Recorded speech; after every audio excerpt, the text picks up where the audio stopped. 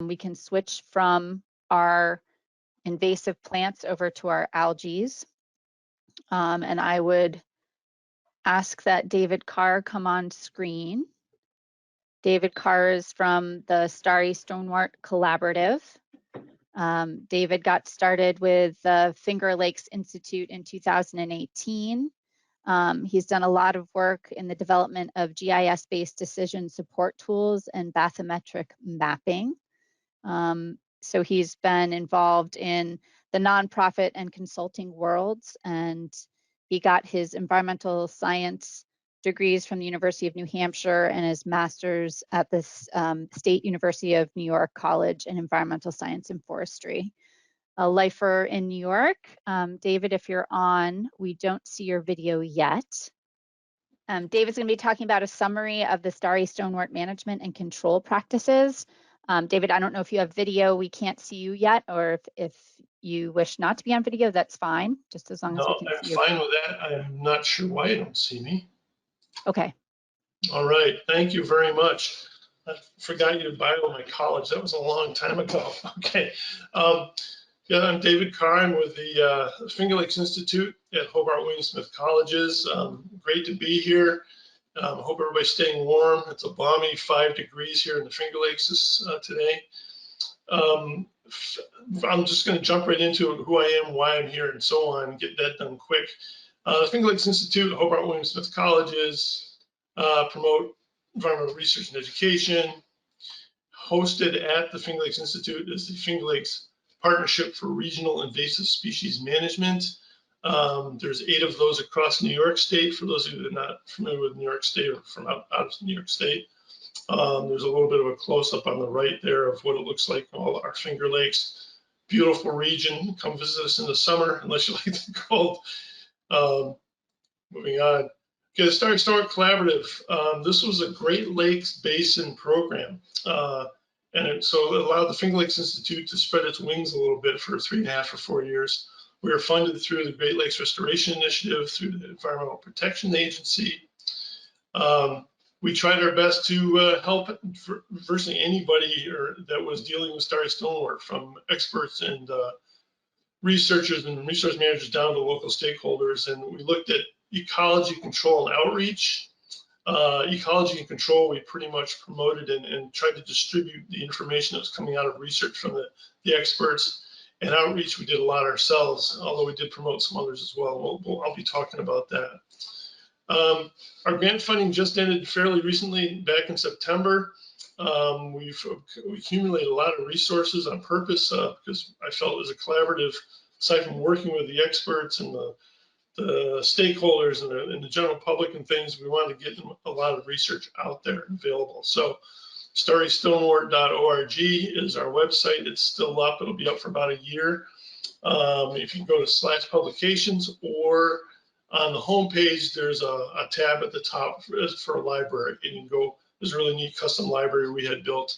You can search for a lot of documents. I think we've got over about 40 documents in there.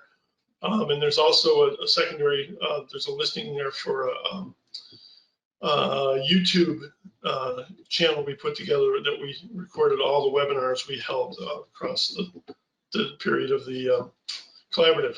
And also we're transitioning a lot of this information to the Finger Lakes Prism website, fingerlakesinvasives.org. And this is just come out. We're a little late with this, but it's now out. It's available on Starry Stonewort website and will be on the Finger Lakes Prism website soon.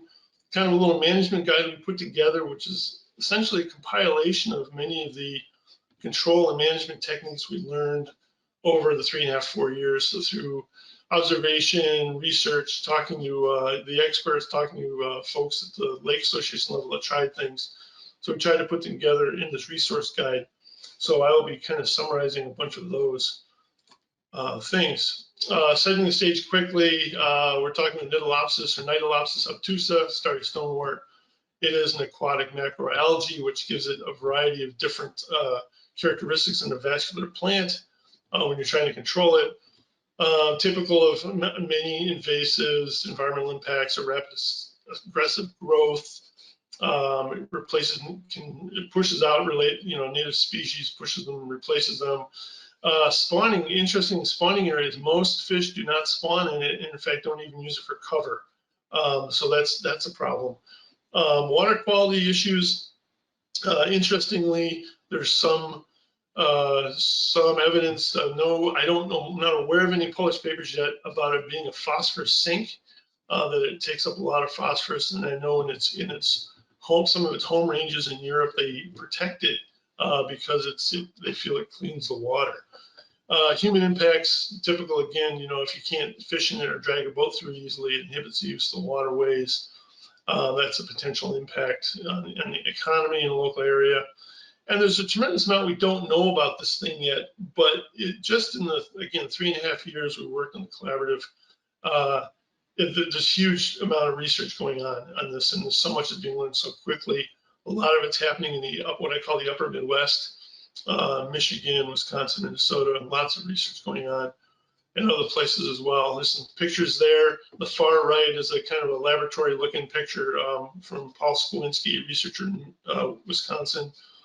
At the bottom is my dirty fingernails. Those are, if you see the star-shaped bulbils, they're kind of reproductive structures that are usually in sediment. They're not seeds. And there's, the aquatic macroalgae that the star snowbird does not have roots per se, except rhizoids it grabs on the bottom with. So there's a lot of differences when you get into it. Real quick, Great Lakes Basin, this was the area we were looking at. All those points as of, all I could find from a variety of sources as of September, this past September, that's where Starry Snowmore is. Confirmed locations, and of course, if you zoom into any of those locations, there's many more points, a lot of overlap. Michigan's been dealing with it for probably 10 years. We've got our hands full here in New York State. Up in Canada there in Southern Ontario, a lot of those, it's been there quite a few years, but a lot of finally starting to be reported correctly, and it's expanding. It's over in Vermont now and so on. And just some scary pictures. This is what it looks like many invasive forms of monoculture. Some of these pictures are from Finger Lakes region, others are from up in Canada, some friends up there. It really takes over and just chokes out a lot of the natives. Okay, getting into it. Prevention. Anybody that's on it for invasive species knows that prevention is the first line of defense, right? You keep the invasive species out and you don't have a problem, right? And outreach and education, we're big on at the Finger Lakes Institute and Finger Lakes Prism, and they go hand in hand largely, in my mind, because you educate the public, the citizens, you do really good outreach and education, and they're going to realize that we need to prevent this from coming in. So just real quick, this was our out of our office. We have a very active watercraft steward program that Sam runs in our office, and does a great job. And all those little colorful points of the places we had stewards. They're mostly college students we hire, and they go in, and as you see the upper right corner, they work at the boat launches and show people, clean your boat, how to clean it properly, why it's important to keep the invasive species out. You don't want to transport them between water bodies and so on. And this is not unusual. There's watercraft steward programs in many, many locations. And we have boxes posted, a lot of them, to put your vegetation in so it doesn't go back into the lake. Citizen science, this is a big program for the Finger Lakes Prism, as it is in many places. We train a lot of people to go out, a lot of volunteers to go out and do rake toss surveys through the summer. This year, our numbers were down a little bit, largely because of COVID, of course, and some other issues that got a late start, but we still had 107 rake tosses done, 45 we confirmed aquatic invasive species. Unfortunately, 3 new starry storm locations were found: Cayuga, Seneca, and Owasco Lake. This is a little bit hard to see in this map, but this is the Finger Lakes region kind of close up. We can talk about this lake in a minute. This is Kinesis Lake down here. Cayuga Lake is here. It's hard to see, but it's kind of covered in dots, but it's a Y-shaped lake, and we'll talk about that one in a minute as well. More citizen science and outreach and education. Southern Ontario, Canada. These folks took right off with it. You notice the big star in the middle of the picture. That is the Kawartha Lakes region. And we trained a bunch of people in that region from a variety of organizations, 2 of which were the Kawartha Lake Stewards and the Kawartha Conservation, but there are other organizations that were involved as well. And so we trained them in 2020 and 2021. We did trainings and they went out and did surveys and things. And they have a bad problem up there. And these are kind of the first times that it's been officially reported. And then all these other stars or organizations listed in the lower left-hand corner of this map. All these folks are talking. I was thrilled. They even got together in 2020. I think it was. They had a big Zoom meeting with 30 people on that I wasn't even invited to, which was fantastic. Not that I wasn't invited, but they were taking upon themselves to talk. They're sharing concerns, ideas, thoughts, how to go at controlling starry stonewort. So you had everything from cottage owners up to researchers at Ontario Tech University, the Nature Conservancy there in the far eastern end, Lake Simcoe Regional Conservation Association, Brian Ginn, he's a limnologist that works for them. So we had all these people talking, and I called it their network, and I've asked them several times to just keep it going, keep the discussion going, because they're doing a great job up there. And then as, again, part of that citizen science outreach we did, we had 47 people up there this is in the Kawartha Lakes region again. They surveyed 13 water bodies. They did 210 rake tosses. 33 of those confirmed starry stonewort. One thing I'll say about this is, you know, if you've ever been involved in these surveys, and most of us have, I think, negative confirmations or not finding anything is a good thing, right? Because then that's important to know that the invasive species or the ones you're looking for have not spread to that location or have not been introduced there. And they have a lot of areas they found now that don't have it yet, which is a good thing. So that's part of the whole education and prevention. Maybe there's things they can do or anybody can do in that situation to protect those areas where they can't have not found the areas of infestation. One last citizen science, Minnesota and Wisconsin have sister programs. They run the programs independently, but they get together and they have one day in August, usually it's a Saturday morning, and they post trainers at all those locations across Minnesota on the left and across Wisconsin on the right. And they have the volunteers come out and learn the importance of, you know, fighting invasive species, you know, how to do surveys and rake tosses and proper identification and things. It's a great program, gets a lot of people out there. Minnesota's Starry Trek is the best name ever for a starry stonewort program. And Wisconsin's Aquatic Invasive Species Snapshot Day certainly includes starry stonewort. They do some others. This year, their numbers are down a little bit. Minnesota 206 participants, Wisconsin 105, but it's a great way to start our way, you know, thinking, talking, and understanding and learning to prevent the spread of invasive species and starry stonewort. In past years, like pre-COVID, they've had as many as 400 people total between the 2 states. Early detection, rapid response. This is your next level. We all know this. Again, you know, after prevention, if you can find it early, you might be able to do something about it. In the management guide we've just put out, we have a bunch of case studies and examples. I'm going to try and run through some of these for each one of these following control measures. Kinesis Lake, I pointed that out on the map. It's on the western end of our Finger Lakes region. They confirmed for the first time starry stonewort in the lake this past August. They have a watershed council, and back in 2013, they put together an invasive species prevention and response plan, which is fantastic. I wish every lake had this kind of thing put together. The council consists of many organizations, including the Kinesis Lake Watershed Association, the County Planning Department, and the GIS folks, the Soil Water Conservation District.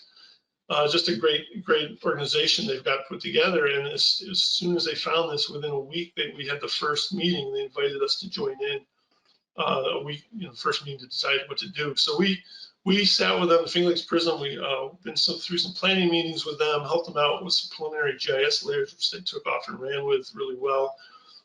We did some identification and survey training. We trained, I think, 10 people, which then went out and trained another 20 people or more from the Lake Association, kayak groups, and other volunteers.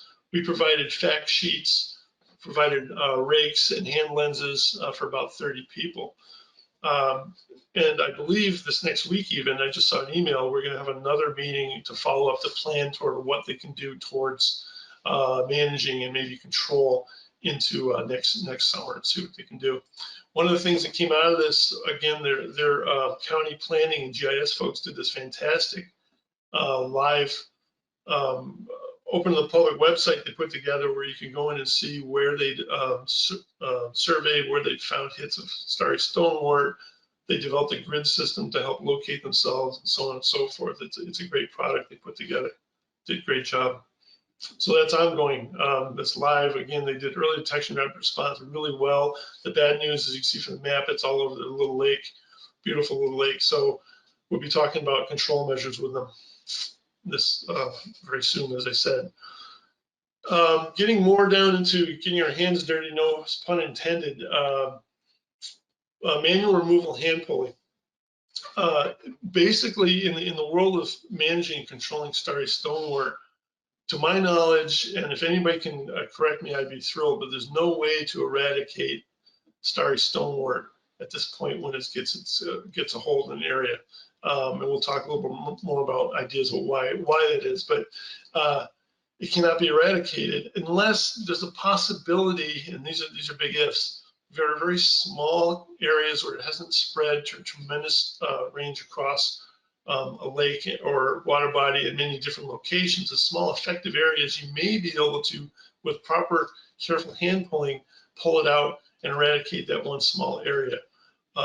That's a lot of ifs there, I realize, but you know, the experts have told us and things that you want to focus on manageable areas. You know, hand pulling obviously you can do relatively small areas, unless you have a lot of volunteers, and that can cause problems in itself.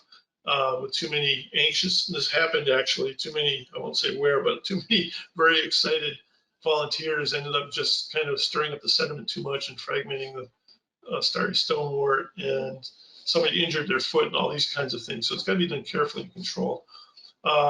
Multiple visits are required because you got to let the sediment settle. You can also go to multiple seasons. I mentioned the bulbills, which are those little reproductive structures. They're mostly down in the sediment, so you really need to reach down into the sediment and pull those out as best you can. That'll generally take several seasons to get them all. You want to avoid fragmenting, like many invasives that fragments very easily. And then again, the best way to do it is with snorkel and scuba, kind of floating above the starry stonewort, if you will, pulling it out and pulling it out into the sediment. Kayaks can be used as well, but you're not going to get into the sediment so easily. So the jury is still out on this one if you can call this a way to fully eradicate it, but in theory, it would work in small areas. Going much further above that, it's still a manual process, but diver-assisted suction harvesting. And this was done in Keuka Lake. That was a little Y-shaped lake I mentioned in our region here, Yates County, just this past August. The folks from Integrated Lake Management did the work. They're from Illinois, I believe. It was a 5-day effort. I guess it was 4 days, but they stayed an extra day, 5 days, because it was going well. They estimate they pulled out between 2,000 and 6,000 square feet a day of starry stonewort. I believe they came up with an average of something like 3,400 square feet a day. This was roughly a $12,000 project. 10,000 of it came through our office of Finger Lakes Prism. We did a grant for that. And one thing that came out of this was there was discussions with the New York State Department of Environmental Conservation. They came out to check out the work. Keuka Lake Association and the partners had gone through the proper permitting and all that, which is just perfect. And when Integrated Lake Management started doing the work with a diver underwater, suctioning, vacuuming, if you will, starry stonewort, they started realizing things very quickly on about fragmentation and so on and techniques used under the water. And they were able to talk to the DEC and towards maybe better permits written for dash harvesting of starry stonewort. The permits we had or they had were originally written for vascular plants that didn't fragment as easily. Because this work is very new. I'm not aware of anybody else in New York State that has done dash starry stonewort. If there is, let me know. I'd be interested to hear. And I'm not sure too much is being done anywhere. I know some places in the upper Midwest, they've tested it and tried it. So it was neat. It was a win-win. You know, there was good discussions with DEC, and everybody learned a great deal from this process. Some pictures. The lower left is the dash, some of the dash equipment. It's basically a big water pump that sucks water. And then if there's any engineers on the call, they can explain this to me better because I can't explain it to you, but it's a Venturi system, I believe, which diverts the weeds off the suction part of the water up onto a table on the boat for sorting and looking through. It works really well. In the middle section, I don't know if you can see that, there's a diver coming in or out, into or out of the water. I'm not sure which is the boat. It's just a pontoon boat that's been heavily modified. Upper right's important. The way they do this, again, the stuff that is siphoned off through the suction dumps into this tray on this table, and they have multiple screens to sort the size of things, and they you can pull fragments and everything. But the two people worked there all day sorting through it to get bycatch, and we found dragonfly nymphs when I was there just visiting, a couple of crayfish, baby fish. They grab this stuff as quickly and carefully as possible, throw them back in the water, so there's very little damage to the local ecosystem. This is a really interesting technique. The divers can be very selective on what they suck up into this thing, so you can get almost 100% target species, which in this case starry stonewort. And the bottom right are just, they put wet weight, so it was about 60 pounds in each of these burlap bags, and it was composted in a local facility. Chemical treatment, lots been done here. I don't know, very little chemical treatment that I'm aware of for starry stonewort in New York State. It's very commonly done in Michigan and some other locations. But this is a spot in Little York Lake, Preble, New York, which is due south of a little ways of Syracuse, New York. They did a pilot treatment in 2020 using copper-based algicide called Captain XTR, very common in this world. Others on this that presented today could certainly tell you more about it than myself. But it is commonly used because it works with starry stone and other, algae, macroalgae. The good folks at Solitude Lake Management did the work. They did a second treatment in July of this year, new year, 2021. It was about $700 an acre plus overhead. I don't have details about that as far as what overhead meant. And interestingly, they saw very little residual effects from 2020. So they came in 2021 this past summer. Most of what they had burned back, if you will, turned brown, died off from the application in 2020 came back, which I have heard from others in the upper Midwest, again, talking to people that do this routinely. It's a temporary fix. And the folks that do this are working real hard to come up with new ways to apply it, maybe new formulas for the algicides to make it more of a thorough kill, knockdown. So there's, again, lots of research being done on this, but these folks gave it their best shot. It was part of an overall, it's a little lake, a real pretty little lake, and they were a great lake association. They looked at starry stonewort, they looked at controlling milfoil, they looked at controlling pondweed, and they have an ongoing plan to do all that. And then finally, that's my last slide, mechanical harvesting. Again, these are not unique to starry stonewort, but some interesting things I was able to observe. We're back to Keuka, again, that little Y-shaped lake in Penn, New York. The Keuka Lake Association does this annually. Funding permitted, as much funding as it's not cheap to do, but they try and do it when they can. This is done in the outlet to the lake, which also happens to have one of the primary boat launches in the Penn, which is not a big town, but it's one of the biggest towns on the lake. So it shows a lot of boat traffic. So they need to cut in late summer, and they go out and try and cut paths for the boats. So it allows the boat traffic ease in getting in and out, but also again, hopefully it limits fragmentation and collecting of the stuff on the boat's propeller and whatnot, dragging out into the lake. As you know, harvesting is a haircut, so to speak. It comes right back the next year. Fragmentation is always an issue that has to be managed. Thankfully, this is the outlet, so the water's flowing away from the lake in this operation. And I've heard from some research that starry stonewort seems to sink. Fragments seem to sink more quickly than some other invasive species. So that's a benefit as well, as far as trying to keep it from being spread. Starry stonewort has made it out into the lake proper, but probably not from the harvesting because of these factors. This is also composted by the town. They've got a partnership with, I believe it's the town of Penn Yan to get the stuff composted. It works best at like anything large established beds. The harvester there, you can see the operator, you can see what he's doing. You can drive through the beds. The trick to it, of course, like any harvesting, is you want to cut it down as best you can, as deep as you can, but you don't want it to stir up the sediment. So there's a little bit of art and the science of getting it the right height. The picture on the right, I think I was there. I think I took that picture one year, and the beds are really thick in there. They range from 50 to 90 to 100% of starry stonewort as estimates. And that one, if I remember, that was almost, it was 80 or 90% starry stonewort. It's kind of it's almost shocking to watch this stuff come out and realize how much you're actually dealing with. So anyway, that's it. It's a quick run through. Can I answer any questions? You've been entirely too thorough, David.